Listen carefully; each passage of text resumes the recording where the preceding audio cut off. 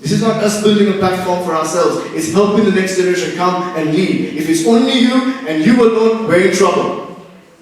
We need people. So you identify visionary young leaders. And then you start building alliances with like-minded people. One of the biggest curses we have in our countries is we have NGOs waving their flags and saying, this is our project. We're not making much of a difference, but it's ours. And so everybody's waving flags and we're like, we don't care about the flag. You're doing good work there. I see that you're honest to trying to make an impact. You're not just doing it for the money. I like that. I'm not going to reinvent that. How do we partner? How can I support you? You don't need to give me credit. I just want to make sure you do your job better. And then they get less insecure and they say, wow, maybe I can help you too. You're doing good work. I'm not competing with you. In fact, right now in Sri Lanka, we're creating an alliance of indigenous peace-building movements.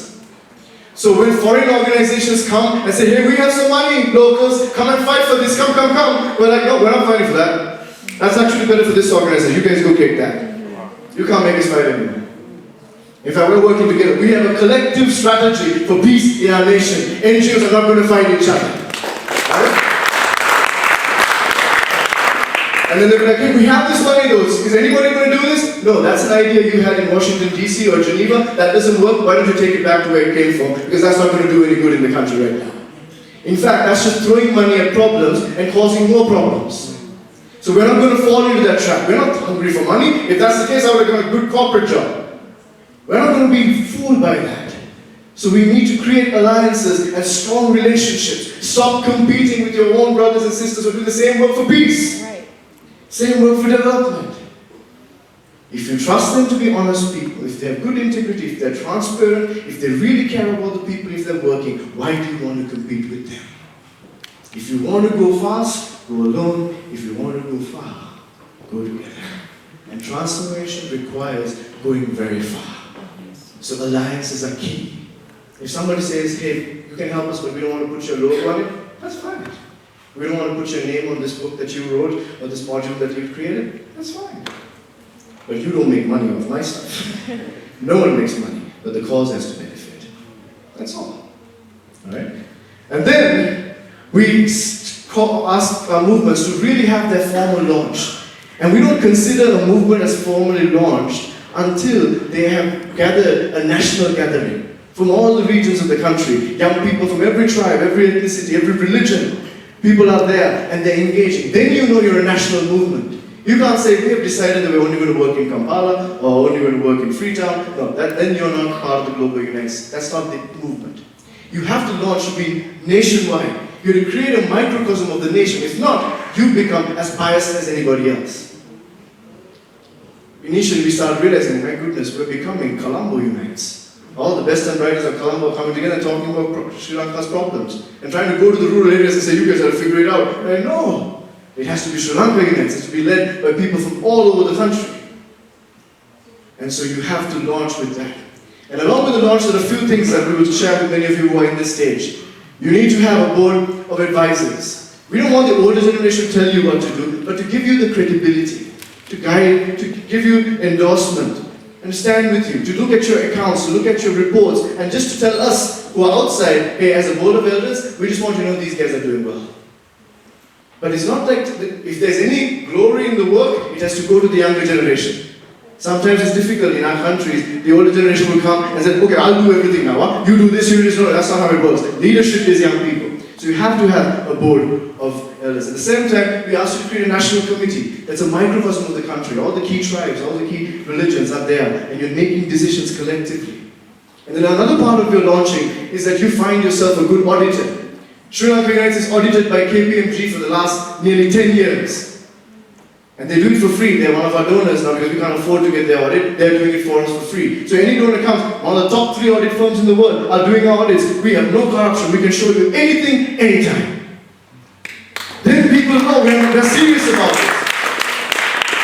And in fact, I'm getting a corporate right now to do an evaluation of all of our staff and say, this guy, if he was in the corporate world, he'll be making this much. If this guy was working, he'll be making this girl here. And then saying, this is the value of the people we have, and this is how much they're making. So we're not making money from this, we're losing, but we're gaining something far greater than money. So those are key aspects of the launch and then becoming legally registered in your country. Because you can't be an informal outfit. You have to be transparent to your government. Tell your government, we're not a foreign conspiracy, we're a local organization, we're within the laws of this nation, we have not done. And if your country requires you to pay tax, which I think is very unfair, our country makes non-profits pay 3% of any donation as tax, but we have to pay. You can't be a criminal organization in your own country, we have to pay. We try to negotiate. We ask, are you sure you want this? We're willing to pay, but can we discuss this? And when we know they're not going to discuss, okay, here you go. It hurts to give this, but we'll give it. Make sure you're giving all the labor laws. If anybody you have in your staff, don't take shortcuts. If there are certain EPF, ETF, or whatever your country's equivalent is, make sure that they're getting it. Don't get shortcuts. Because if we find shortcuts, we become exactly the problem we're trying to solve. We have become, the ends don't justify the means. We have to be above reproach. This is difficult. I know it's tough, but we have to. Then our young children will. And most of non-profits in our countries, getting a receipt is not a problem. You can make fake receipts, but make sure that you have 2 or 3 signatories. Make sure that checks are not signed by one person, at least 2, sometimes 3 people.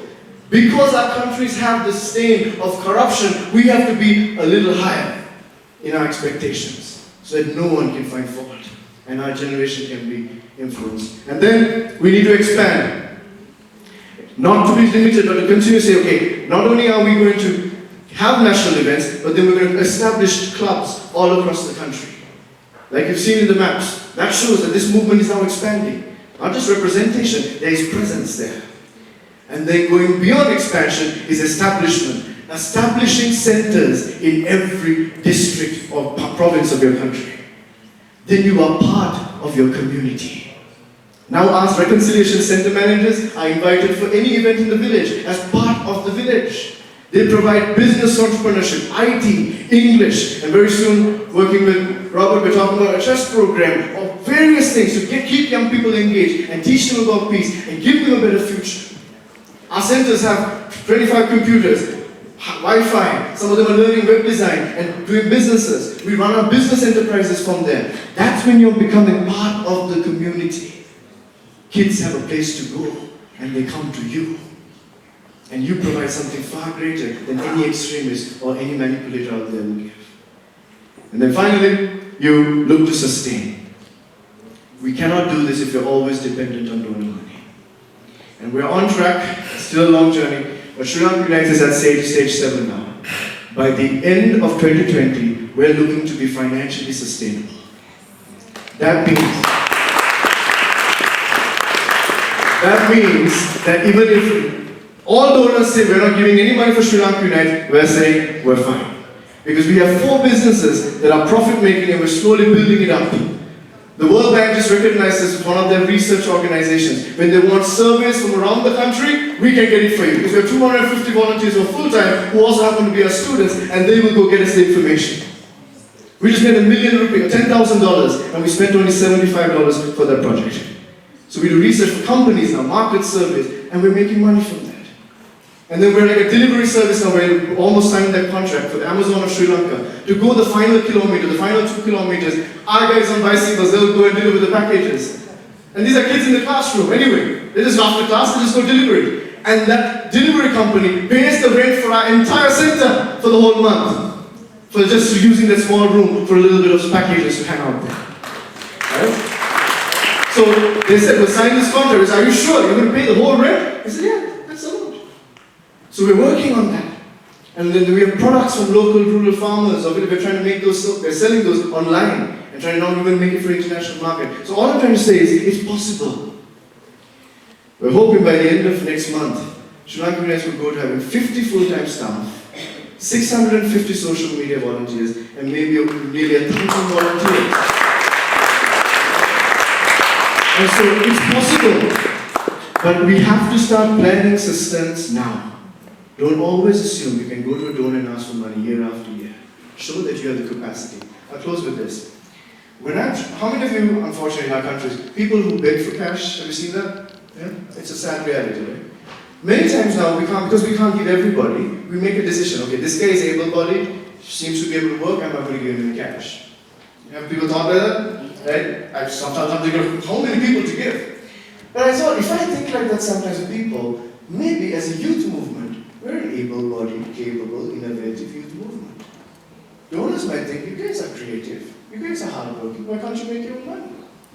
If you really care about this cause. Is that a fair judgment?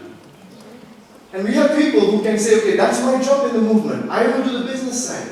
I'm going to raise money for us. I'm going to do work for us. But then people take us seriously. Then we are not manipulated by donor funding saying, oh, you have to do this. No, we're going to do exactly what our vision says and what our goal towards transformation needs.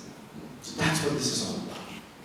So are we ready? Yes. Are we ready? Yes. Okay, so one of the most important parts of that is the establishment of number 6. And I want to introduce Tim Pear, because he has joined our team just for that. He's passionate about education, passionate about our reconciliation centers, and he's going to help establish and support the reconciliation centers in all of the other countries, and he's already doing it in Sri Lanka. So can we recognize Tim Pear?